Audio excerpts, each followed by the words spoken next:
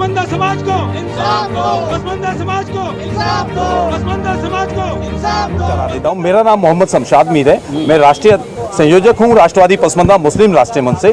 देखिए, पसमानदा समाज वो समाज है जिसे आज़ादी से लेकर आज तक रोजगार से वंचित रखा गया, सम्मान से वंचित रखा गया, शिक्षा से वंचित रखा गया।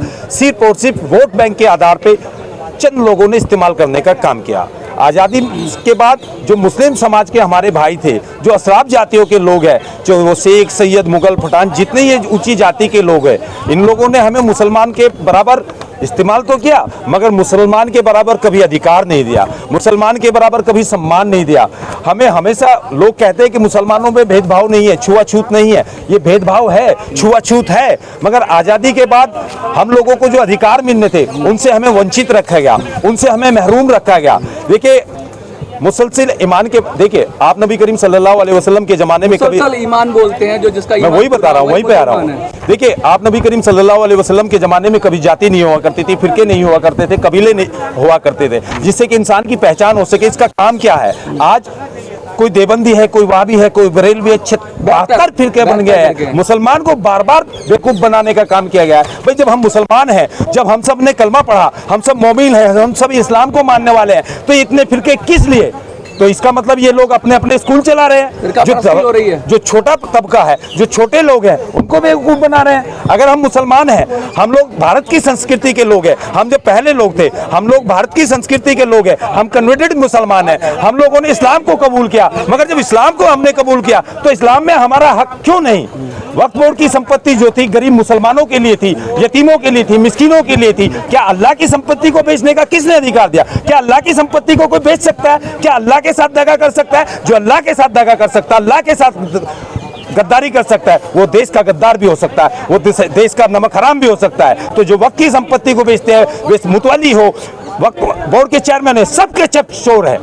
तो लगातार क्या लग रहा है, ऐसा अक्सर माना गया है कि भाई वक्फ के अमेंडमेंट बिल के खिलाफ है मुस्लिम समाज मोटे तौर पर, लेकिन आप तो अलग ही बात कह रहे हो। कितना % तबका होगा जो असमर्थन में होगा इस बिल के? देखिए, मैं आपको समझा देता हूँ। जो वक्फ बोर्ड के खिलाफ है वे कौन लोग हैं? देखिए, नंबर 1 ओवैसी जी है, वक्फ बोर्ड के खिलाफ है। 3500 करोड़ रुपए का घोटाला ओवैसी जी का है। अच्छा। तो वे वक्फ बोर्ड के खिलाफ क्यों नहीं होंगे? जो घोटाला करेगा उसकी जांच ना हो जाए, उसकी पकड़ ना हो जाए, तो वो वक्फ बोर्ड के खिलाफ है। आ जाइए मुजफ्फरनगर का एरिया देखिए। माननीय मुख्यमंत्री योगी आदित्यनाथ जी ने मुजफ्फरनगर को हाईलाइट किया है। मैं मुजफ्फरनगर क्षेत्र के इलाके से गुजर के आया हूं। मैंने वहां कॉन्फ्रेंस की है, मैंने ITI भी लगाई है।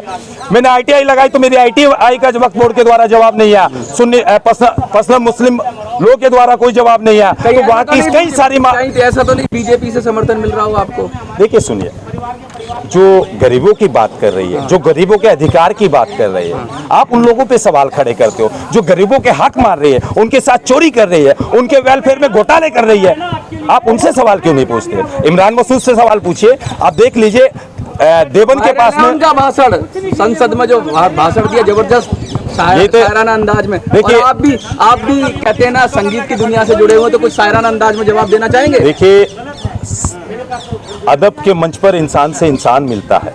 अदब के मंच पर इंसान से इंसान मिलता है, क्योंकि यहीं पे राम, यहीं पे रहमान मिलता है। यहाँ न कोई हिंदू है, न मुस्लिम, सिख, ईसाई, यही भारत देश है जिसपे पूरा हिंदुस्तान मिलता है। बहुत बढ़िया। क्या कहेंगे आप? लगातार अनजान आदमी पार्टी इसके समर्थन में बात कर दी, थोड़ा सा बीच में आ जाइए। क्या कहेंगे, क्योंकि बहुत सारे लोग आपके समर्थन में भी आ जाए, मुस्लिम समाज से भी आए और पसमानदा समाज से उन्होंने बात की। आपकी पार्टी क्या कहती है? सबसे पहले परिचय। और जी, सबसे पहले मैं उपेंद्र मिश्रा, अनजान आदमी पार्टी राष्ट्रीय सचिव की तरफ से जो अभी भारत सरकार के द्वारा जो है विधेयक, जो ये संशोधित विधेयक लाया गया, बिल पास किया गया, मैं उनको बहुत बहुत हार्दिक धन्यवाद करता हूँ पार्टी की तरफ से भी, और तमाम उन सभी देश के मुस्लिम समुदाय हों, चाहे वो अन्य शोषित लोग हों, जो वक्फ बोर्ड के द्वारा जो है कहीं न कहीं शोषण हो रहा था, कहीं न कहीं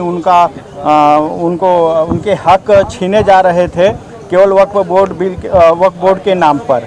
तो हम भारत सरकार के उन तमाम सांसदों को बहुत बहुत धन्यवाद देना चाहेंगे जो उन्होंने इस नए वक्फ संशोधन बिल को पास किया, और चाहे निचली सदन हो, चाहे उच्च सदन हो, चाहे माननीय राष्ट्रपति महोदया रहा हैं, उन्होंने इसका जो आगे को प्रोसीड किया, इसको कानून के रूप में देश को समर्पित किया, हम उसके लिए बहुत बहुत बधाई देते हैं और धन्यवाद देते बहुत हैं। सारे मुस्लिम भी खड़े हुए हैं, अभी एक पसमानदा समाज से आए, उन्होंने भी समर्थन में कहा। हाँ, तो सभी जो भी इस पहले बोर्ड से शोषित थे, पीड़ित थे, उन सभी का समर्थन हमारी अनजान आदमी पार्टी चाहे भारत सरकार को, सभी समर्थन दे रहे हैं और सभी सरकार के साथ कंधे से कंधा मिलाकर खड़े हैं इस बिल के लिए। अच्छा, नाम भी आपने अनजान आदमी पार्टी रखा है, इसके पीछे की क्या कहानी है? इसके पीछे का यही है कि अनजान आदमी पार्टी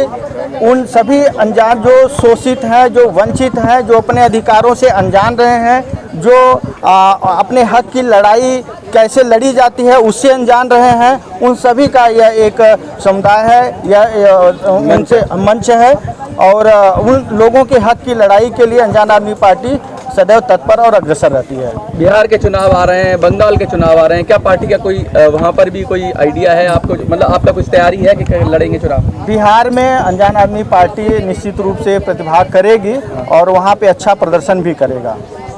क्या कहना चाहते हैं जो लोग आपको देख रहे हैं अलग अलग चैनलों के माध्यम से, उनको क्या अपील करना चाहते हैं? मैं सबको बहुत बहुत धन्यवाद दूंगा कि इस मुद्दे को, जो भारत सरकार ने वक्फ संशोधन विधेयक को पास किया है, ये बहुत ही अच्छा मुद्दा और इसको अधिक से अधिक जनता को इस विषय में उनको जागरूक कराया जाए, उनको अवेयर कराया जाए कि यह जो अन्य दलों के द्वारा, विपक्षियों के द्वारा जो देश की जनता को गुमराह किया जा रहा है, भ्रमित किया जा रहा है, उससे भ्रमित ना हो। आप लोगों का इसमें बहुत बड़ा योगदान रहेगा, क्योंकि जनता के पास अगर सही मैसेज नहीं जाता है तो जनता कहीं न कहीं, देश की जनता गुमराह हो जाती है और गुमराह होने के बाद जो है गलत कदम उठाते हैं। तो ऐसे में आप लोगों का बहुत बड़ा रोल होता है कि उनके पास सही मैसेज जाए, सही संदेश पहुंचे। तो हम भी इसी प्रयास में लगे हैं कि जनता के, देश का प्रत्येक नागरिक इस विधेयक को पहले तो पढ़े। जैसे अन्य दलों द्वारा अभी तक